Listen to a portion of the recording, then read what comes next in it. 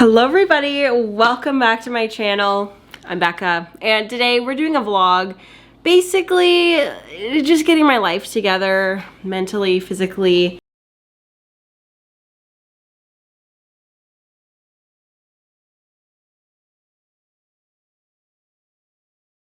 A lot of things are actually in good shape. I am purposely not showing you my kitchen because I'm undergoing a little bit of a kitchen reno and I have sort of spoiled parts of it, but a lot of it I want to keep hidden because it's so good and it looks amazing and I'm really pleased with it. So anyway, I also wanted to chat with you guys about my current mental state and like where things have been for me, because it has been a really rough February. So I'm gonna go grab my daughter's diapers because I need to assemble some cloth diapers. So we're gonna talk about that while I do that. Also, thank you so much to Dime Beauty for sponsoring this video. I'm going to be doing a little bit of a self-care moment a little bit later, thanks to their products, and I'm really excited about it. So just to catch you up on the last month of my life, we spent basically the whole of February sick with RSV. We enrolled my daughter in daycare starting, I think it was like February 1st. Honestly, it was like the very beginning of February. And within 5 days, she got RSV. No other kids at the daycare got RSV, which I find very strange. We're no longer contagious or sick in a big way, but just both still congested and coughing. And it's been almost 4 weeks, which is crazy. Because of that, everything in life took a back burner, which is like basically the theme of the last 8 months of my life since having Nora. Everything for me and everything that was normal that I did before is taking a complete back burner. And that is just a part of being a parent, and it is something that I obviously expected, but it is a lot harder mentally than I expected. And it has made me realize so much more how much of my personal self-worth is wrapped up in productivity and work and all of these things. And I think throughout this whole process, I'm learning a lot about myself and my expectations of myself. I always knew that I had high expectations of myself, and I never really saw it as being necessarily a bad thing. I mean, it's sometimes hard because I fail myself a lot, but in situations like we're currently in, where we were sick for almost a month, I'm failing everybody and not just myself. Deadlines are not being made, and it's all pretty much out of my control. And I am a person who really thrives on controlling everything. How the day's gonna go, what's gonna get done, how it's going to get done. I generally really like to have a good grip on things, and becoming a parent has just really taken that from me, and it has been probably the hardest adjustment of all. And I don't love saying that. Like, I wish that I was more go with the flow, but I am just not. Oh, Cooper's going into his little cave. Obviously, there's a lot of guilt that comes with putting your kid in daycare. It was just really taking a toll on my mental health to have just as much responsibility as I did before having Nora, except now I have a baby. So I still had every work responsibility that I had before, every home responsibility that I had before, and about a fraction of the time to do it, and not really much to pull from as far as help goes. We don't have family that lives nearby us.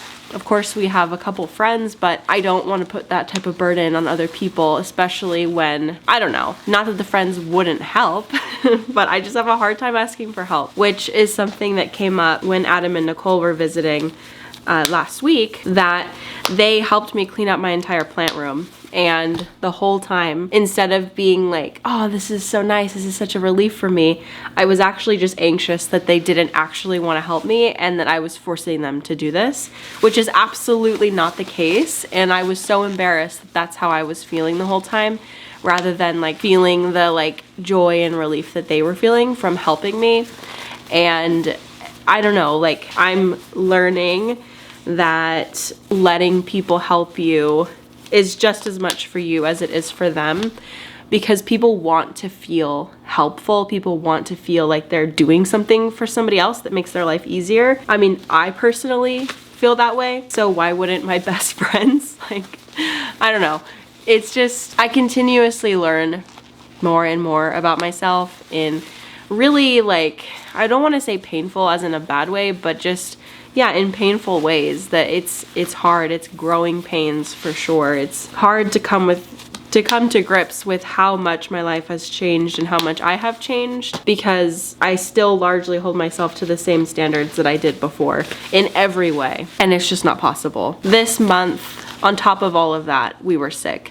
And it was just me and Nora over there on the couch for like 2 weeks straight. And it was really sweet to have cuddles with her and just spend so much time with her. It was also very stressful though, having her have RSV, which, like, to me is the scariest illness a baby can get. It's obviously not, but in my mind it was. And she had a very mild case, all things considered. We didn't have to go to the hospital or anything like that, no breathing assistance, but it was still really scary. And I just feel like we were back in survival mode.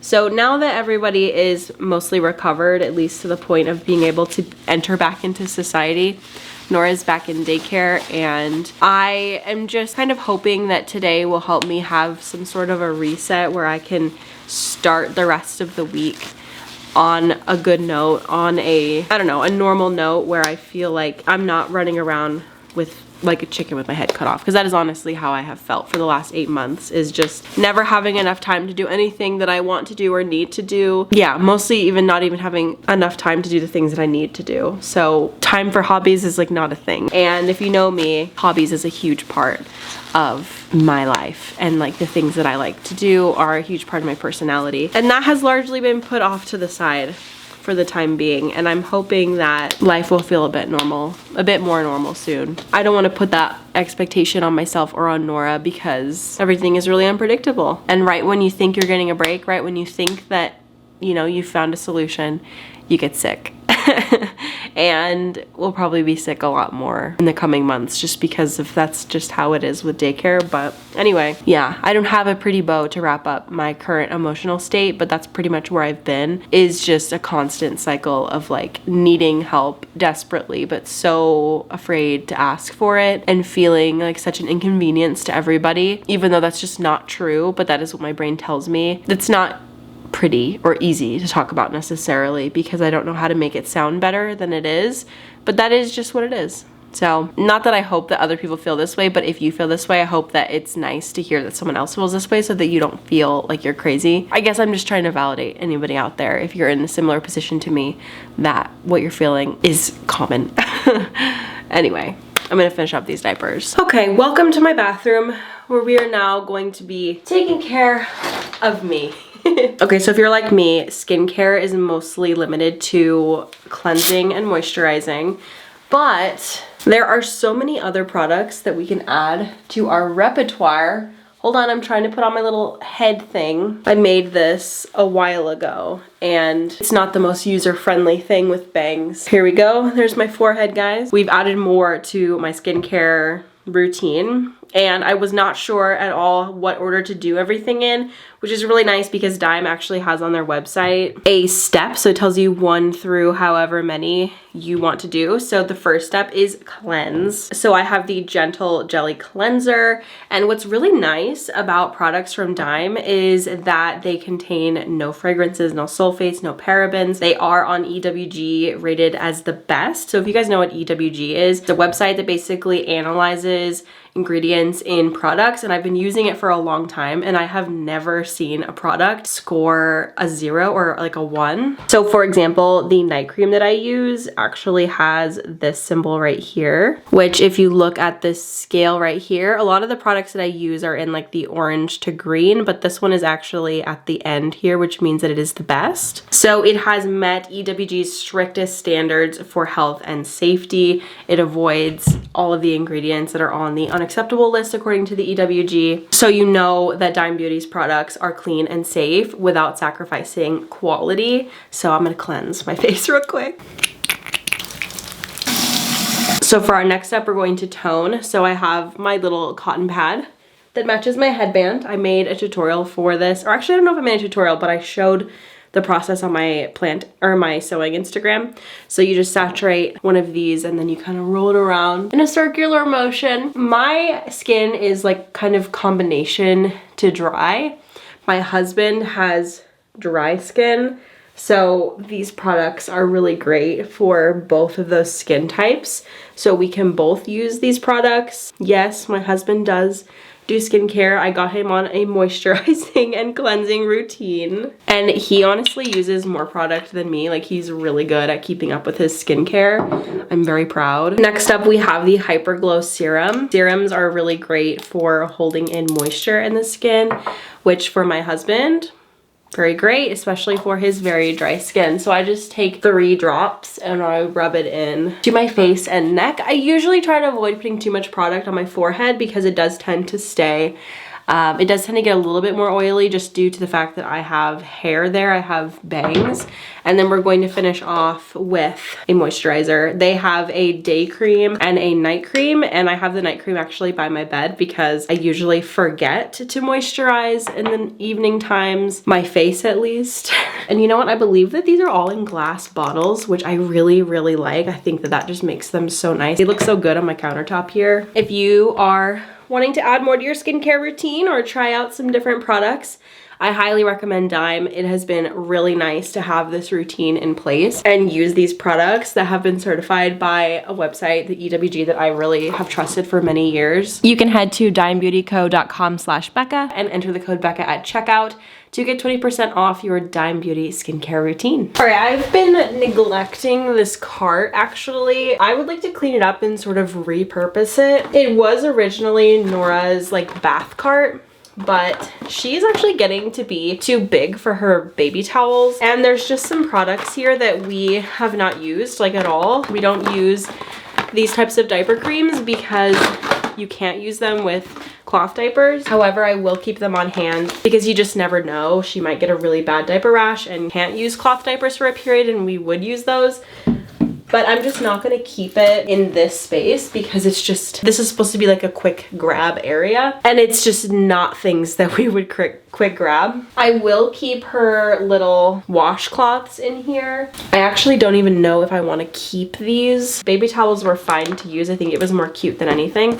But I just found that I had to double them up. And I would honestly rather just use like a full-size towel for our next baby. So I don't know if I'm gonna keep those. Baby hand wipes. I think I'm gonna put this in her room with these creams so that we have it just in case we need it. This I was looking for so long, and I actually just ended up using Aquaphor on myself, but my nose was getting really chapped from all of the nose blowing that I was doing when I was sick. And yeah, anyway, I ended up using Aquaphor, and it was pretty much the same product. Like, our petroleum jelly and Aquaphor are the same thing. That feels so much better already.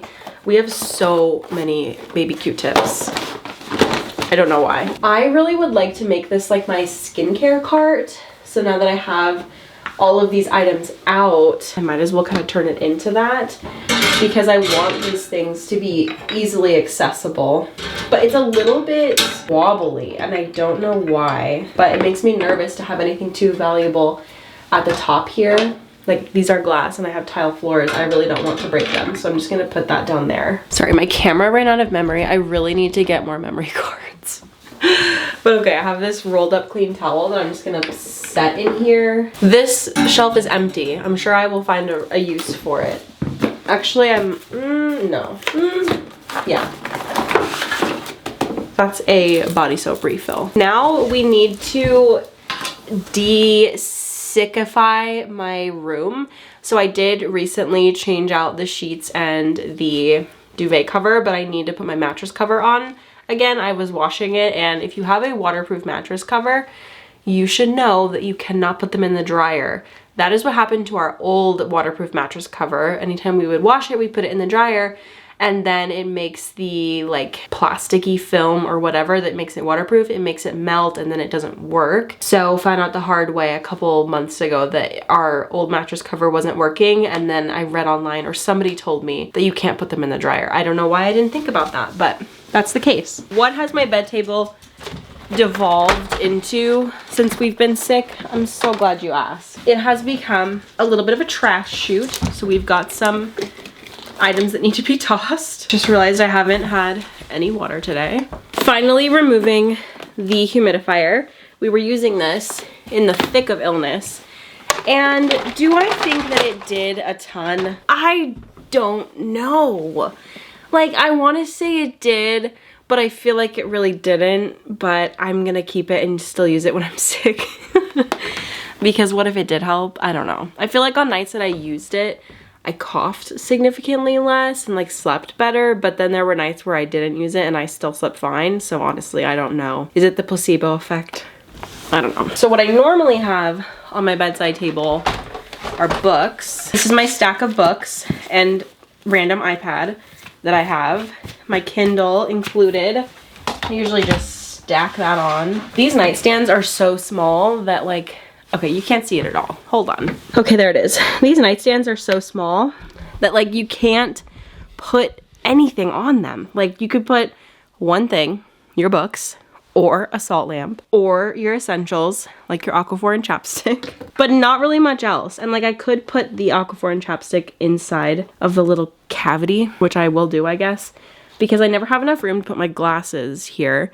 And then my glasses are just kind of floating around on the bed, which really stresses me out because I can never find them when I wake up, and then I'm complaining to Daniel to find my glasses for me because I cannot see. Another thing that I have on my bedside table is floss, because a lot of the time I forget to floss until I'm in bed and I'm like, shit, I need to floss.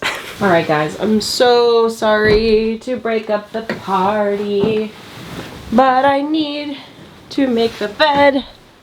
So move your boots, please.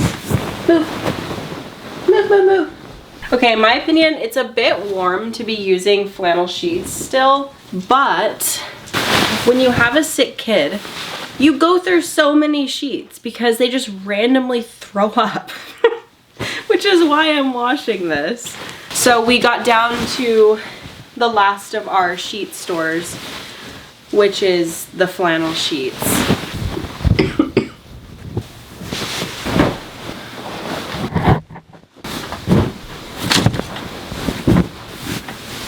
Okay, bed is reset. It looks great. So I don't know if I shared with you guys the trouble that I was having with jewelry boxes, because a lot of jewelry boxes are going to have primarily storage for rings and earrings, bracelets, like just not the type of jewelry that I typically have, which is earrings and necklaces. I have a couple of rings, but I usually just wear my wedding ring unless I'm doing something special. I found these organization drawer things from Target, and this is, oh jeez, I'm gonna have to show you face up. Hold on. So this is what one of them looks like.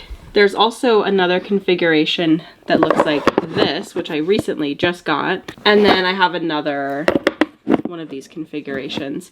So this is really cool because all of these, you just stack them on top of each other, and then I also bought the lid, and you just put the lid on top there. The only downside to this is that you can't like open it like this, because as you can see, the necklace compartments, when you move them, all the necklaces will slide, and like you might lose one of these. But generally it is the best solution that I have personally found for the issue that I was facing. A lot of jewelry boxes did not cater to having a lot of necklaces unless it was going to be one of those huge like stand-up not grocery bins, unless it was going to be one of those huge jewelry armoires, which I really did not want. That just takes up so much space. So this is what I landed on, and I feel really happy to have found this solution because I can finally get my jewelry out of this bin. This is literally just like a jug of jewelry.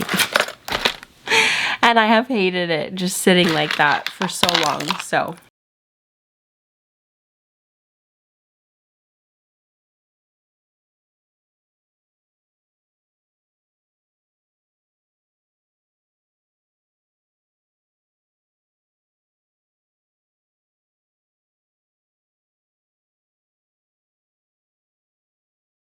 all right, and in an effort of transparency, I am going to share that I am really tired after doing all of that.